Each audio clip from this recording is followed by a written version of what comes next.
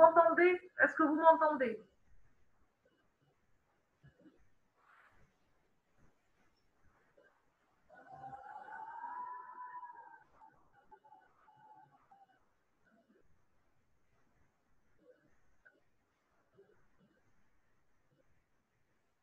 Oui, Vous m'entendez? D'accord. Donc, on continue. Donc, on continue avec la surveillance. Donc, tout traitement, qu'est-ce qu'on fait? Donc, on prescrit le traitement. Donc, on pose l'indication. Donc, on revient aux règles de prescription. Donc, je me répète toujours que ça va vous aider à traiter vos cas cliniques. D'accord? Quelles sont les règles de prescription? C'est d'abord de poser une indication. Deuxièmement, c'est de choisir un schéma posologique, un schéma thérapeutique, c'est-à-dire choisir le traitement, le médicament, choisir la posologie, choisir la voie d'administration, choisir le rythme d'administration et la durée du traitement. Donc, une fois que vous avez, donc ça veut dire c'est prescrire une ordonnance, si vous voulez. C'est ça le but. Le but, donc, c'est que vous arriviez à prescrire une ordonnance. Une ordonnance, c'est ça. C'est choisir le médicament avec sa présentation, sa posologie, sa voie d'administration, son rythme d'administration et la durée du traitement. Ça, c'est obligatoire. Dans toutes vos réponses pour traiter le cas clinique, hein, il faut qu'on ait ces éléments, ces 5 éléments. Donc, je me répète et je le répète toujours quand je fais ce cours. Tous ces éléments doivent figurer dans votre réponse. Si on vous demande de traiter un patient, vous êtes obligé de faire ces 5 règles de prescription. Choix du médicament, posologie, voie d'administration, rythme d'administration, c'est-à-dire 2 fois par jour, 3 fois par jour, 2 fois 1 gramme toutes les 6 heures, 1 gramme toutes les 4 heures. Donc ça, c'est le rythme d'administration et la durée du traitement. La durée du traitement, c'est très important. Une fois que vous avez donné votre traitement, vous êtes sûr de l'indication, à ce moment-là, donc, vous allez surveiller le patient. Vous allez le surveiller. Alors, quelle que soit la situation, les bases de la surveillance, elles sont cliniques et elles sont paracliniques. Ça veut dire que vous avez le patient avec toute sa symptomatologie et tout le cortège clinique qu'il présente. Dans le cortège clinique, bien sûr, il y a la fièvre et c'est le paramètre principal de surveillance d'un traitement antibiotique, c'est-à-dire la température. Et puis, il y a les autres examens. Et puis, les examens, il n'y a pas que les examens donc, pour surveiller le traitement, l'efficacité du traitement, il y a aussi les examens pour surveiller, bien sûr, la toxicité du médicament. Donc, comment vous allez surveiller? Vous allez faire une première évaluation 48 à 72 heures plus tard. Vous n'avez pas le droit de dire que votre traitement il est inefficace avant 72 heures. Vous êtes obligé d'attendre 48 à 72 heures. Avant ce délai, vous n'avez pas le droit de dire le traitement est inefficace, vous n'avez pas le droit de dire que vous allez changer le traitement. Donc, il faut attendre 48-72 heures. Si au bout de 48-72 heures, vous allez faire votre première évaluation, vous allez juger est-ce que le traitement il est efficace, donc vous allez le maintenir. Est-ce que le traitement il est inefficace? Et dans ce cas, vous allez l'arrêter. Est-ce que le traitement il est utile? Et donc vous êtes dans la bonne voie. Est-ce que ce traitement donc il est inutile? Ça veut dire que le patient il n'a pas de pathologie infectieuse. Il a une fièvre qui n'a rien à voir avec une pathologie infectieuse. Et donc vous allez reconsidérer votre diagnostic et vous allez revoir votre prescription thérapeutique. Ça, c'est la première évaluation. Maintenant, si vous gardez le traitement, vous êtes sûr qu'il est efficace et utile. Vous faites une deuxième évaluation à 7 jours. Pourquoi? Vous faites votre évaluation à 7 jours, c'est pour chercher les effets secondaires. Hein? C'est pour chercher les effets secondaires.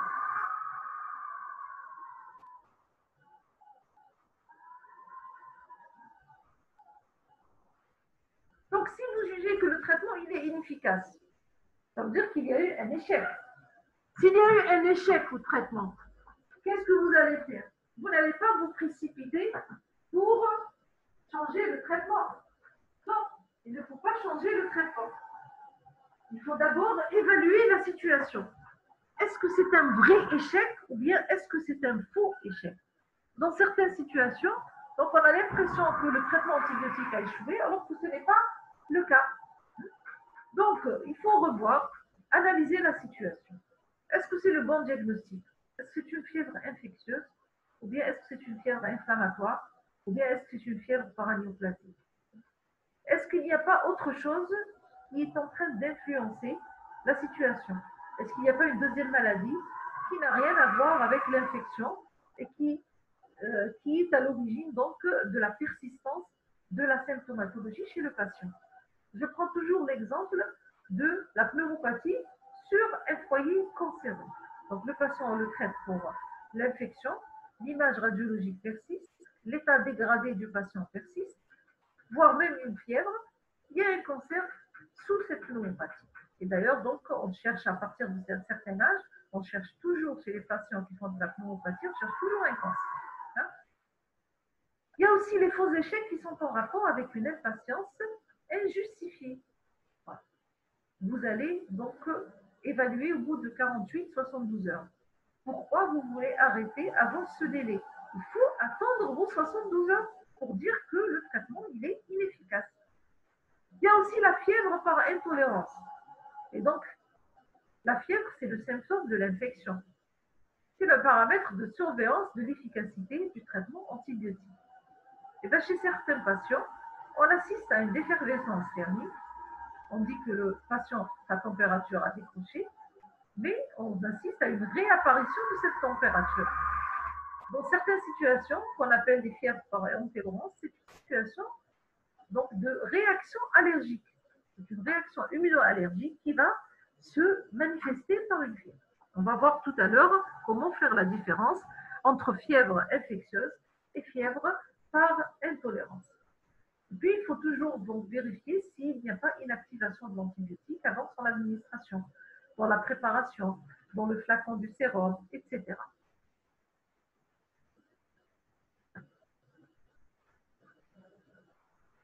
Maintenant, les échecs. Il y a des échecs qui sont liés au malade. Surtout l'inobservance. Il faut toujours vérifier si le malade prend son traitement ou bien si l'infirmière est en train de donner le traitement. Il ne faut pas se précipiter sur dire le traitement il est inefficace. Il y a aussi le problème des vomissements et de la diarrhée. Donc le patient qui prend les comprimés d'antibiotiques, il est vomi juste après. Ou bien le patient qui prend des comprimés d'antibiotiques et qui a une accélération du transit, donc il n'y a pas le temps pour l'absorption donc de cet antibiotique. Il y a aussi des patients qui sont immunodéprimés. Hein. Ces patients, donc, si on donne un antibiotique, ce n'est pas suffisant. Il faut donner 2 antibiotiques. Si on donne une posologie pas assez forte, ce n'est pas suffisant. Donc, il faut analyser le terrain, il faut évaluer le terrain et voir pourquoi le traitement antibiotique il a échoué. Il y a aussi des échecs qui sont liés au produit lui-même, qu'on appelle les échecs pharmacologiques. Dans cette situation, il faut réviser votre posologie. Est-ce que le traitement n'était pas insuffisant en posologie? Est-ce que le traitement n'était pas insuffisant en durée du traitement? Est-ce que le traitement n'était pas insuffisant dans le rythme d'administration, etc., etc. Il faut revoir également si le bon antibiotique pour la bonne le bon antibiotique, c'est-à-dire pour le bon site infectieux. On peut donner un antibiotique qui pénètre mal, par exemple dans la prostate, dans les méninges, dans l'os, etc. Donc quand on choisit, quand on fait le choix de l'antibiotique, on le fait en fonction du site infectieux. Il faut voir également s'il n'y a pas des situations où on a oublié de faire un geste. Les antibiotiques peuvent être inactivés in situ. Lorsque le patient il a du pus, par exemple, dans l'arthrite septique, lorsque le patient il a du pus dans l'articulation, quand on lui donne des antibiotiques, les antibiotiques, quand ils arrivent au niveau de l'articulation, ils sont inactivés par le pus. Donc, il faut d'abord vider le pus, il faut drainer le pus, et par la suite, donc, donner des antibiotiques qui ne seront pas activés, qui vont trouver donc une articulation vide, plus ou moins propre. Il y a aussi l'effet obstruction. Il y a aussi l'effet d'antagonisme entre antibiotiques. C'est-à-dire que l'effet obstruction, c'est quoi? L'effet obstruction, c'est lorsqu'on donne donc un antibiotique, on oublie de faire le geste. On oublie de par exemple, d'enlever une sonde urinaire. On oublie de faire donc un drainage d'abcès, etc. Donc ça, c'est l'effet obstruction. On oublie donc que le patient, il a une vénite, on oublie donc de changer la voie veineuse, etc., etc. Lorsqu'il y a antagonisme entre antibiotiques, si on utilise donc une association d'antibiotiques, il faut que cette association soit synergique. Et on a vu donc hier, quand on a fait les principes donc, de l'efficacité du traitement, on a parlé de l'antagonisme. Maintenant, s'il y a des médicaments qui sont des antibiotiques donc qui ne sont pas synergiques, donc là, il annule l'effet de l'autre. À ce moment-là, donc, c'est comme si on n'a rien fait. Donc, il faut faire très attention au choix des antibiotiques par rapport à ce paramètre. Et puis enfin, il y a les échecs qui sont en rapport avec le germe. Soit qu'on a une erreur sur le pathogène, soit qu'en cours de traitement, il y a acquisition de résistance, soit qu'il y a surinfection et substitution de flore, c'est-à-dire qu'on a traité une pneumonie par des bêta-lactamines.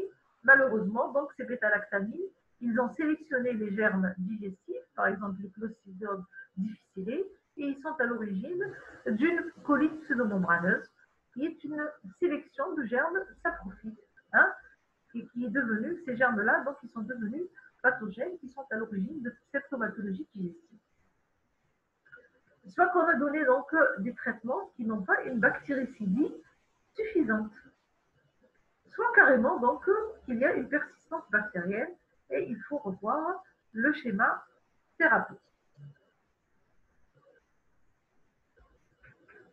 Donc, dans la surveillance, il n'y a pas que l'efficacité. On doit également surveiller s'il y a des effets secondaires. Et les effets secondaires en matière d'antibiotiques, ils sont nombreux et ils sont parfois difficiles à chercher. Il y a des effets secondaires qu'on observe au plan individuel. C'est-à-dire que ce sont des effets qui sont, je ne vais pas dire personnels, mais c'est-à-dire chaque patient réagit d'une manière différente. Et ça, on l'a vu hier, donc on a dit qu'il y a le polymorphisme génétique, hein, la pharmacogénétique, qui peut expliquer la réaction des patients différente par rapport aux effets secondaires.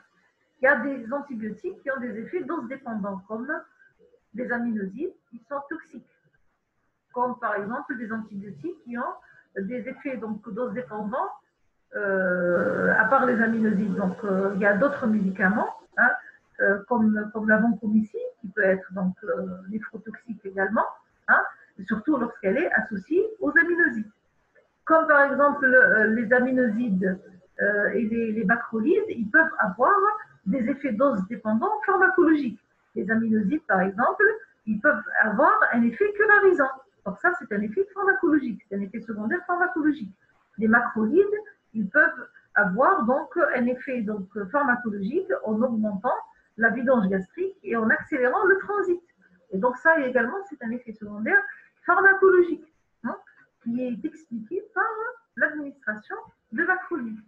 Il y a des médicaments, lorsqu'on les donne, donc ils peuvent être inhibiteurs ou inducteurs enzymatiques. Par exemple, la rifampicine, par exemple, le Gardénal, etc. Et l'allergie, donc on a dit que le terrain atopique sont plus prédisposés à faire de l'allergie que les autres terrains non atopiques. Et puis on vient à la fièvre par intolérance, qui est une fièvre de mécanisme immuno-allergique. Alors, c'est une fièvre d'abord qui apparaît après défervescence thermique. Je m'explique. Un patient qui a une infection, on l'évalue au bout de 48 heures ou bien 72 heures. On assiste donc à une baisse de la température. On est sûr que notre traitement il est efficace. Et puis, hop, au 7e jour, il y a réapparition de la fièvre. Il faut faire très attention. Il faut faire très attention à la fièvre par intolérance. Parce que souvent, donc, on a l'impression que le patient, il a rechuté. On se précipite sur le changement de l'antibiotique. Non, il faut d'abord évaluer la fièvre. Quelle est la différence entre la fièvre infectieuse et la fièvre par intolérance. La fièvre infectieuse, c'est une fièvre qui continue. Par contre, la fièvre par intolérance, elle survient juste après la prise de l'antibiotique. Et puis, entre deux prises, elle disparaît. Donc, quelques minutes, ou bien plusieurs minutes après la prise de l'antibiotique, il y a augmentation de la température qui diminue. On reprend l'antibiotique et on voit que la température, elle a réaugmenté.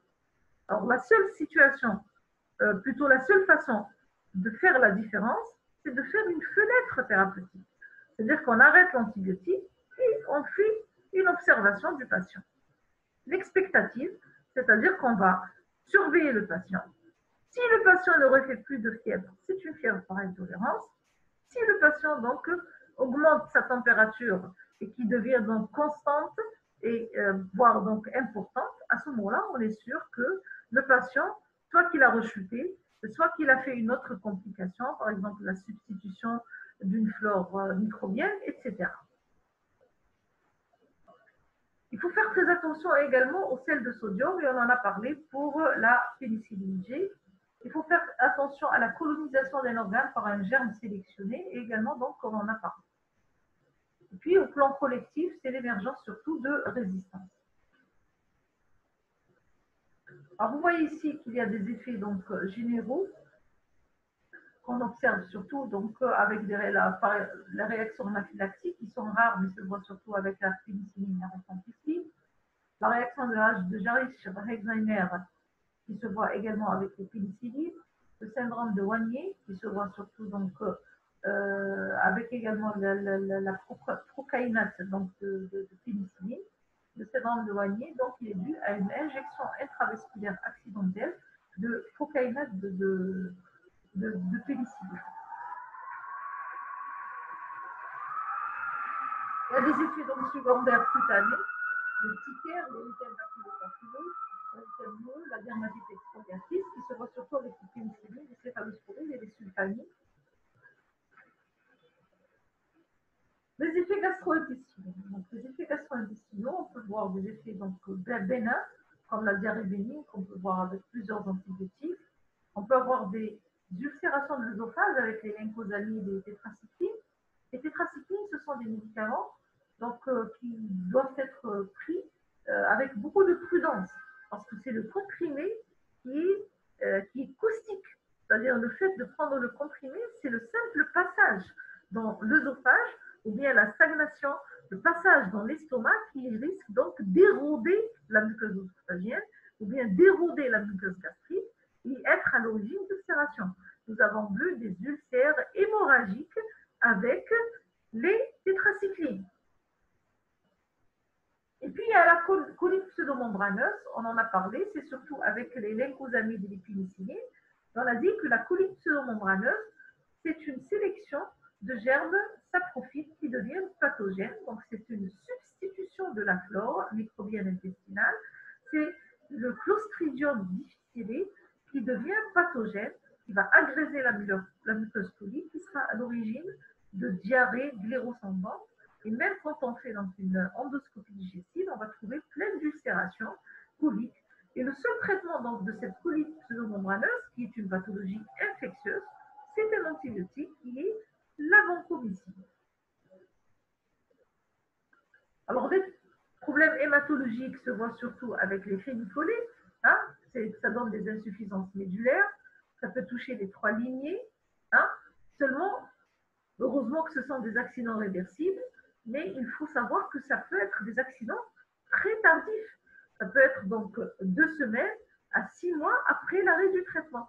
Donc, lorsque le patient se présente pour une insuffisance médulaire, il faut pousser l'interrogatoire. Il faut pousser l'interrogatoire jusqu'à 6 mois auparavant, hein, si le patient n'a pas pris de traitement antibiotique.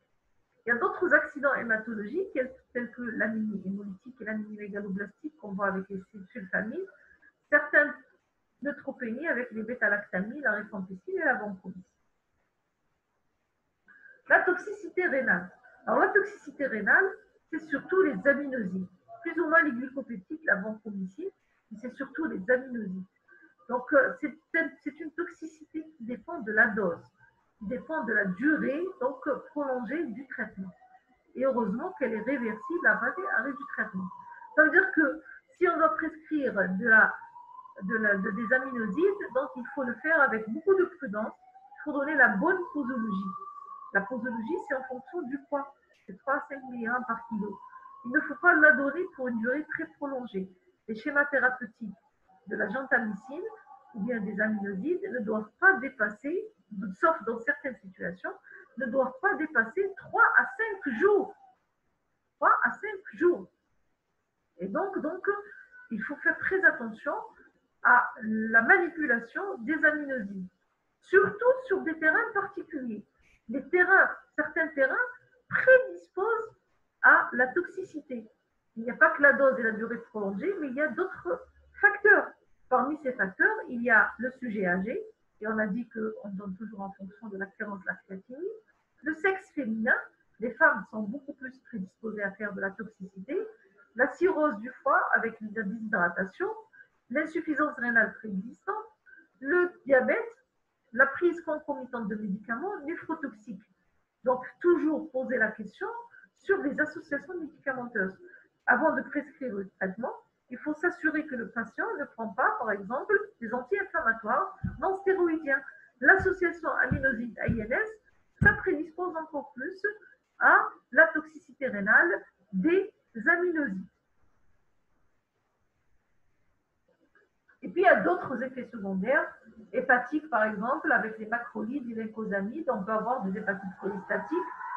Mais au sens réel, avec les aminosides, il n'y a pas que, alors on en a parlé, on a dit que ça peut donner des surdités, donc une atteinte propriovestibulaire. Alors la différence avec les aminosides, la différence entre l'atteinte rénale, c'est que l'atteinte rénale, elle est réversible. Par contre, l'atteinte cochléovestibulaire, elle est irréversible. Donc, il faut faire très attention. Il y a aussi avec les quinolones le risque de céphalée, de vertige, d'hallucination. Les tétracyclines, le risque d'HIC. Les macrolides, le risque également de toxicité. Il y a d'autres situations respiratoires, par exemple, des pneumopathies interstitielles avec les pénicillines et les sulfamides, de véritables asthmes avec les pénicillines et les céphalosporines. On peut avoir des tendinites avec les fluoroquinolones, on peut avoir des périodontites, etc. Voilà. Donc, j'ai terminé. Je ne sais pas si j'ai été claire. Je ne sais pas si vous m'entendez toujours. Est-ce que vous m'entendez? Oui. Alors, est-ce que vous avez des questions? Est-ce que je dois répéter? Est-ce que je dois donc...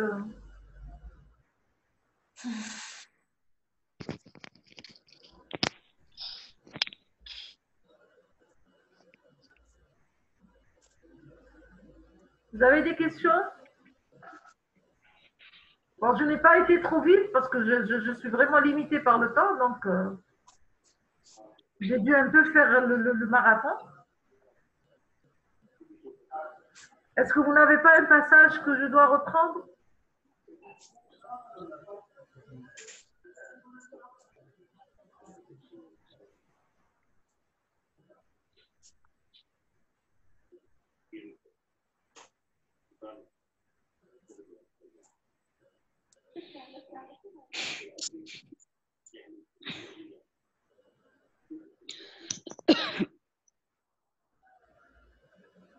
Je vous écoute. Est-ce que vous avez des questions?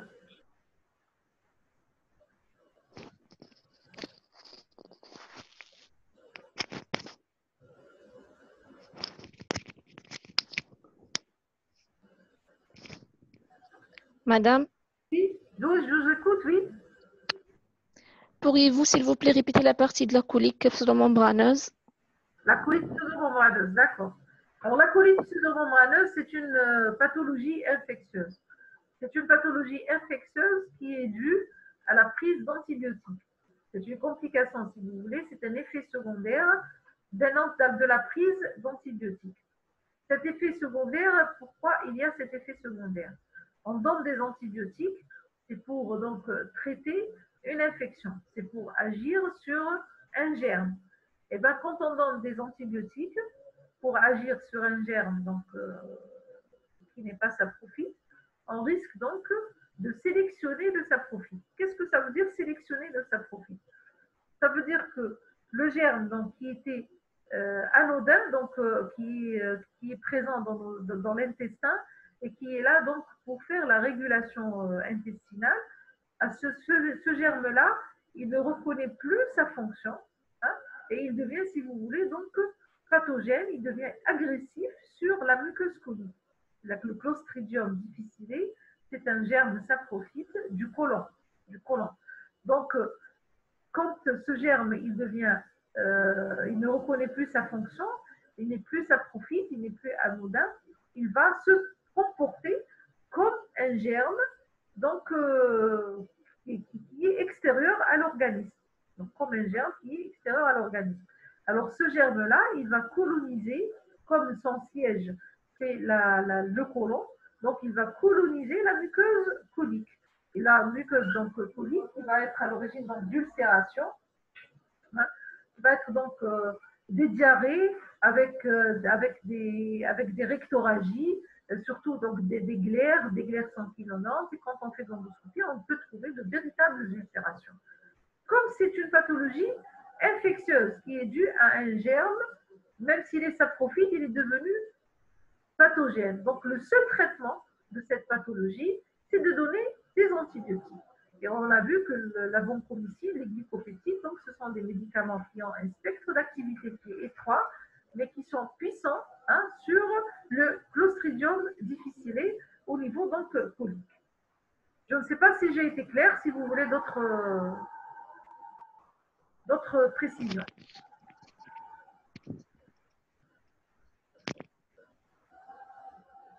Vous voulez d'autres précisions? Vous avez compris? Oui, j'ai compris. D'accord. Est-ce qu'il y a d'autres questions? Oui. Oui, je vous écoute. C'est quoi le syndrome gris? Le syndrome gris, ça, vous l'avez fait en pédiatrie normalement. Le syndrome gris, c'est en pédiatrie. Donc, c'est une complication neurologique du nouveau-né. Ah, c'est un nouveau-né donc, qui devient hypotonique, qui devient qui n'a pas de réflexe, hein, et c'est une complication qui est due donc à la prise.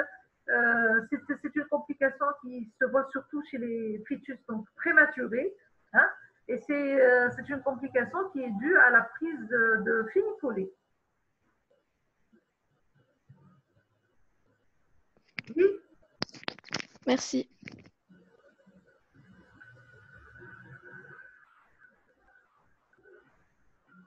Vous avez d'autres questions?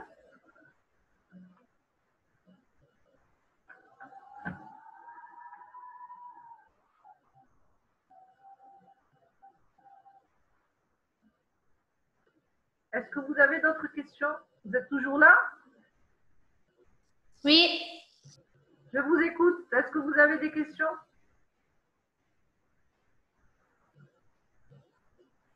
Non?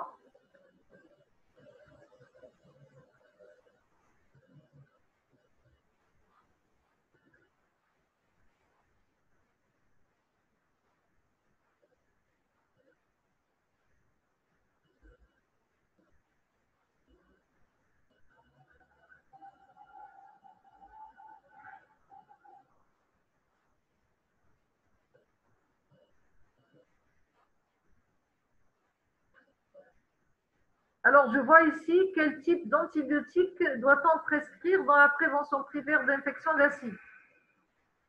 C'est une question qui a été posée. Hein? Donc, quel type d'antibiotique? Si on revient, donc, j'ai fermé la fenêtre, mais je peux. Allô? Oui, est-ce que vous m'entendez? Oui. Alors, donc, je reviens un peu dans cette prescription. Dans l'infection véhiculaire en prévention primaire, hein, c'est la même chose qu'en prévention secondaire d'abord. La même chose, c'est le même traitement. Donc, on peut prescrire les 3 schémas thérapeutiques que vous avez vus. La norfloxacine, donc en prescription donc, unique, prise unique journalière, ou bien on peut donner du ciprolon donc à 750 mg une fois par semaine, ou bien on peut donner donc du Bactrim 2 fois par semaine. Donc c'est la même chose que pour l'infection d'acide en prévention primaire que en prévention secondaire. Alors, dans le traitement de la colite pseudomembraneuse, on peut la traiter par flagile. Eh ben non, on peut donner du flagile, mais c'est surtout donc la vancomycine. Mais on va pas rentrer dans les détails parce que la colite pseudomembraneuse, donc il y a des formes, il y a des types. Il y a des types qui n'ont pas besoin d'être traités par des antibiotiques. Je vous donne juste les grandes lignes. Il y a des types qui peuvent être juste l'expectative et puis il y a des types qui peuvent être traités par de la vancomycine. Mais la vancomycine, c'est surtout dans les formes graves, avec beaucoup de diarrhée, avec beaucoup de saignements, etc. Donc, le flagile, vous pouvez toujours le prescrire, mais ce n'est pas la colite inflammatoire. Le flagile, c'est surtout la colite inflammatoire, pas la colite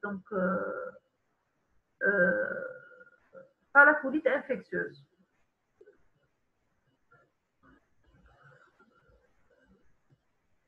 Donc, est-ce qu'il y a une autre question? Sur quelle partie du coup on se base, s'il vous plaît? Bon, sur toutes les parties. On se base sur quoi, s'il vous plaît? Ce sont les règles de prescription médicamenteuse. Donc, il faut se baser donc sur les règles de prescription médicamenteuse, mais il faut connaître également les antibiotiques et leur indication. Parce que si on doit prescrire un médicament, ça veut dire qu'on doit connaître l'arsenal thérapeutique.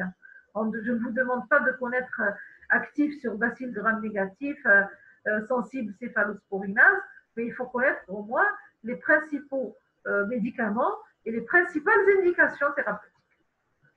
Est-ce que vous m'avez écouté? Vous m'avez entendu?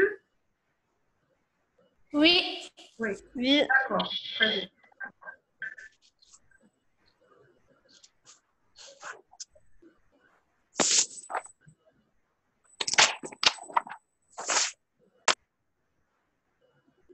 Est-ce qu'il y a d'autres questions?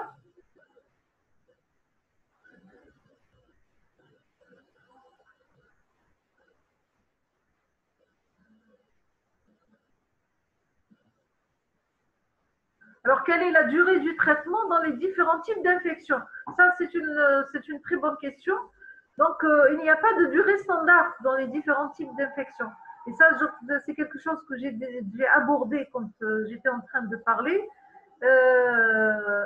La durée du traitement dans les infections, elle dépend donc des consensus et des études épidémiologiques. Donc, il faut toujours se baser sur les consensus. Quand vous faites votre par exemple, question sur l'angine, lorsque vous faites votre question sur l'endocardite infectieuse, on vous donne toujours la durée du traitement. Cette durée du traitement, elle n'est pas donnée de manière arbitraire ni de manière comme ça. C'est une durée du traitement qui est basée sur des études épidémiologiques.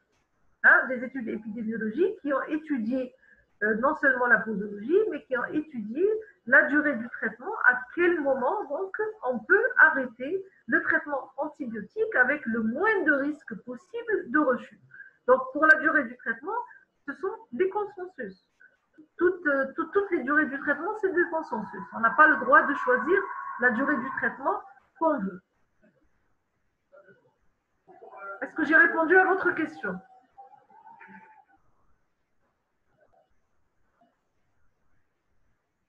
Quelle est l'importance du respect de cette durée du traitement? Eh bien, c'est très important, justement. Ça, c'est dans les échecs thérapeutiques. Si, par exemple, ça, c'est dans les échecs thérapeutiques. Si, par exemple, le traitement, la durée du traitement est de 10 jours et que vous donnez que 5 jours, ça veut dire que vous avez été insuffisant. Et ça veut dire que vous allez soit être à l'origine d'une résistance bactérienne qui va apparaître, soit à l'origine d'une émergence de résistance, soit à l'origine d'une persistance bactérienne. Vous avez l'impression donc de traiter un microbe, mais si vous ne le traitez pas avec une posologie suffisante et avec une durée du traitement suffisante, vous allez assister à une persistance bactérienne. Et la persistance bactérienne, ça veut dire que vous n'avez rien fait, vous êtes obligé de reprendre à zéro, et parfois il ne suffit pas de reprendre à zéro, vous avez été également à l'origine de résistances émergentes bactériennes, et vous allez devoir donc utiliser des antibiotiques qui seront peut-être plus forts, qui seront plus chers, qui seront plus toxiques pour les patients. Donc, il vaut mieux respecter la durée du traitement que d'aller vers d'autres, c'est-à-dire dans d'autres cieux, si vous voulez. Est-ce que j'ai répondu à votre question?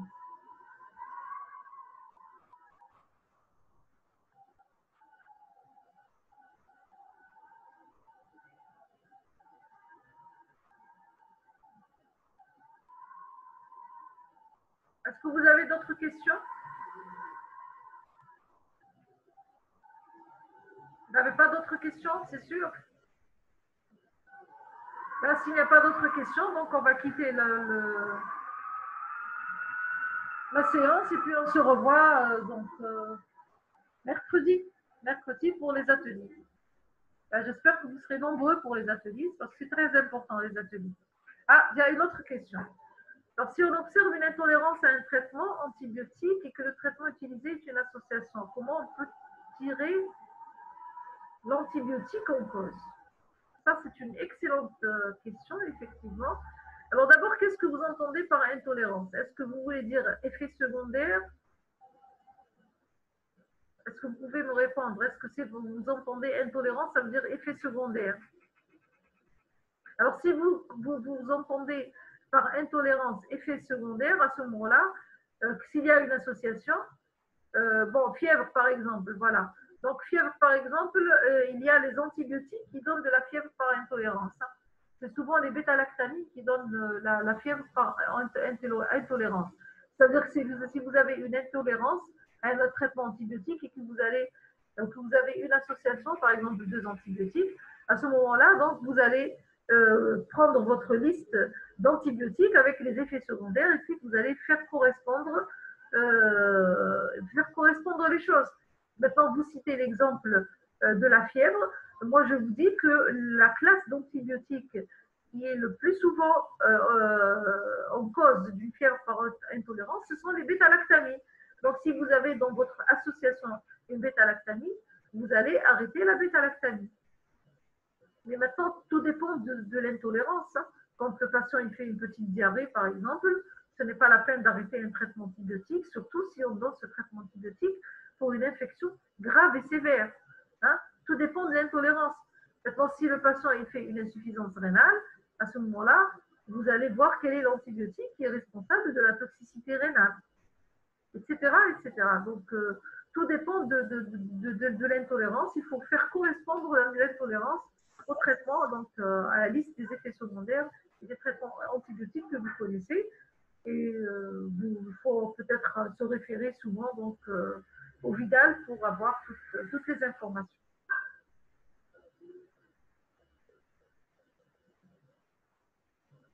Ok, merci. Alors, est-ce qu'il y a d'autres questions?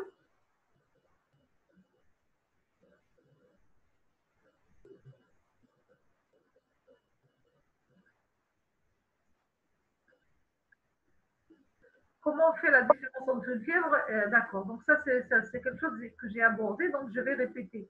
Comment on fait la différence entre une fièvre par intolérance ou bien par infection? Donc par infection, le sujet, la différence, le sujet donc qui fait une infection, il fait automatiquement de la fièvre. On lui donne des antibiotiques. Au bout de 48 heures, 72 heures, on fait une évaluation. S'il y a disparition des symptômes et de la fièvre, ça veut dire que donc je viens de lire donc, ce que vous avez rajouté, mais je vais continuer quand même. Donc, au bout donc, de ces 48-72 heures, on dit qu'on est efficace. Au bout de 7 jours, le patient refait de la fièvre. Est-ce qu'il a rechuté? Est-ce que c'est une fièvre par intolérance? Donc, on fait la fenêtre thérapeutique. Si on fait la fenêtre thérapeutique et qu'il n'y a pas réapparition de la fièvre, ça veut dire que c'est par intolérance. Si on fait la fenêtre thérapeutique et qu'il y a une persistance de la fièvre, ça veut dire que c'est une infection. Et on doit chercher